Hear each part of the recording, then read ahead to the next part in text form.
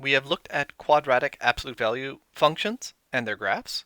What we're going to be doing now is solving quadratic absolute value equations. So essentially we're going to be looking for when absolute value functions such as this intersect with lines. How many solutions should we be expecting? Well, it's certainly possible to have a line such as this, which we can clearly see would have 0 solutions, so it would not intersect at any point in time. And we can see that it's possible to have a line that might have 1 solution. I could draw this vertical line here. And we could see that it would intersect at 1 point for 1 solution. And we could have lines that have non-vertical slopes that would do the same thing. Is it possible to draw one that has 2 intercepts? Well, sure thing. We could draw this one in this particular instance right along the x-axis. And that would give us 2 possible solutions. We could also end up with 3 solutions. Take a look at this horizontal line, which intersects at these 3 places to give us 3 possible solutions. Can we get 4? Well, absolutely we can get 4 solutions. I could draw a horizontal line here, and that would intersect at 1, 2, 3, 4 points for 4 solutions. Now, when you're solving these equations, you should expect to get extraneous solutions. So you always need to check your answers and make sure that they are valid solutions to the problems. Okay, let's take a look at a few of these examples now. Question number 1.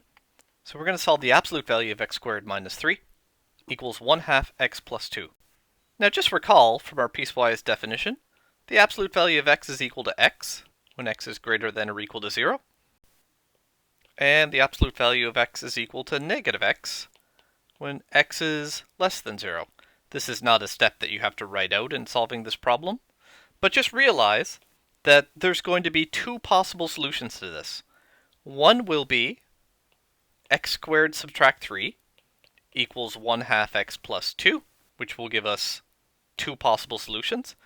And the other one will be negative bracket x squared minus 3 equals 1/2 x plus 2. Each one of these mapping to one of the piecewise portions of this function. So we have to solve each one of these quadratics, and then we have to check our solutions. I'm going to start with the one on the left. Let's use the completing the square method. So we have x squared subtract 1/2 is equal to 5. We need to complete the square on the left-hand side of this equation. So if this middle term is going to be 1/2, the term inside the brackets is always half as large, so this will be subtract 1/4. And the second portion of this is we're going to take that negative 1/4 and we're going to square it to complete the square. So negative 1/4 times negative 1/4 is a positive 1/16. If I add 1/16 to the left-hand side of the equation, I have to add 1/16 to the right-hand side of the equation. So what is 5 plus 1/16? This would be 81 over 16. So we have x subtract 1 over 4 squared equals 81 over 16. Well, we want to get x all by itself, so we're going to take the square root of both sides of the equation. Realize that this could give us a positive or a negative on the right-hand side. So on the left, we get x minus 1/4. On the right, we get plus or minus. Square root of 81 is 9. Square root of 16 is 4. So we have 2 possible solutions. Solution number 1, x minus 1 over 4 equals 9 over 4. And solution number 2, x minus 1 over 4 equals negative 9 over 4. So we could have x equals 10 over 4, which would be the same thing as 5 over 2. possible solution number 1. Or we could have x equals negative 8 over 4, which is negative 2, possible solution number 2. That's the left-hand side of this equation. Now let's look at the right-hand side of this equation. So expanding out the left-hand side, we have negative x squared plus 3 equals 1/2 x plus 2. Let's solve this right-hand side of the equation with the quadratic formula. So let's move everything to the left-hand side of the equation. So that will be negative x squared minus 1/2 x plus 1 is equal to 0. And just to make this a little easier to deal with, I'm going to multiply both sides of this equation by a negative 2. And that will give me 2x squared plus 1x minus 2 equals 0. Time to apply the quadratic formula, which is x equals negative b, so negative 1, plus or minus the root of b squared minus 4 times a times c divided by 2 times a. Okay, let's clean this up a little bit. So we have negative 1 plus or minus the root of, so in the brackets this ends up being 1 plus 16, so the root of 17, divided by 4. So these are our two solutions, and if we were asked for exact solutions, we would likely want to leave it in that form. It's helpful to put some approximations in here just to check our answers, however. So let's do negative 1 plus root of 17 divided by 4, and that approximates to 0.78. Possible solution number 3. Finally, x equals negative 1 minus root of 17 divided by 4 approximates to negative 1.28. All right, 4 possible solutions to this problem. We have to test every one of them into the original equation we were given to verify that it solves the original quadratic absolute value equation.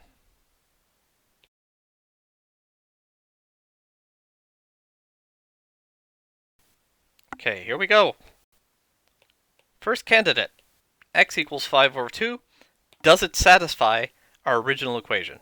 So absolute value of 5 over 2 squared subtract 3 equals 1/2 5 over 2 plus 2. For the purposes of these checks, you really just want to crunch these numbers into your calculator. You don't have to show all steps. So 5 over 2 squared minus 3.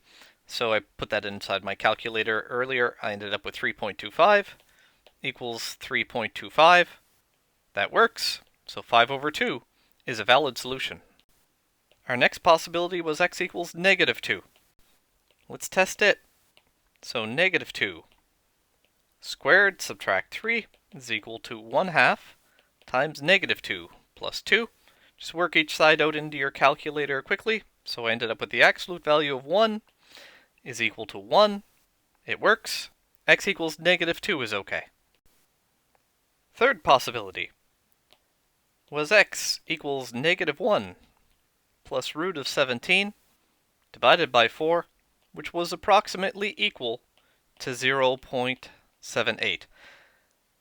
This is going to depend on your teacher's preference.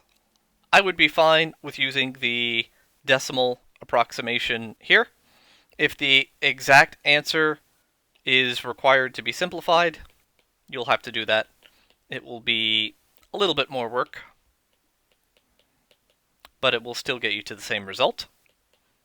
Alright, so let's see what these approximations end up as. So I get the absolute value of negative 2.39 on the left-hand side is equal to 2.39 on the right-hand side, which is fine. Realize that this is an approximation, so you can use the full value of this in your calculator and it will end up being pretty close. But in a university course, for example, you would likely have to work with the fractions. Final one. X equals -1 minus root of 17 divided by 4. That's approximately equal to -1.28. So once again, we have the absolute value of -1.28 squared, subtract 3, is equal to 1/2 times -1.28 plus 2. And let's work these out on our calculators.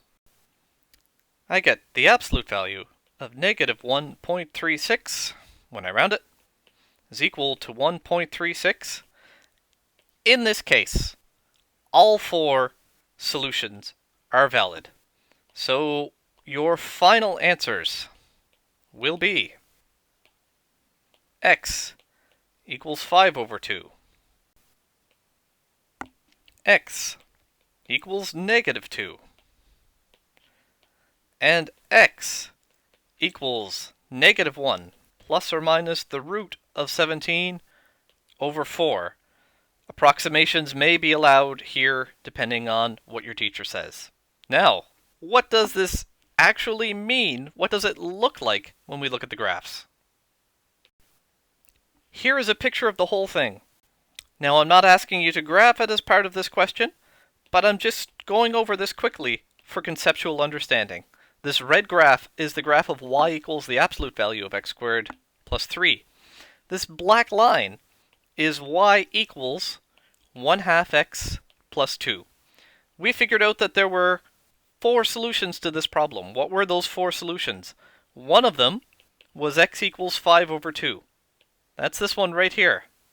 The second one was x equals -2. That's the one on the left. Third, we had x equals -1 plus root of 17 over 4, which approximated to 0.78. That is this intersection point. And finally, we had x equals -1 minus root of 17 over 4, which approximated to -1.28. That's this intersection point right here. So you can see that these 4 solutions are telling us the 4 places that this absolute quadratic value function and this line are going to intersect. It's giving us those x values. And if we were to plug those x values back into either one of these 2 graphs on the right-hand side, we would be given the y values that are given to us here. All right, I'm going to do another problem in the next video, and this is a problem where all the solutions will not be valid. And we'll take a look at how that works out, and we'll also take a look at what it means on the graph of an absolute value function.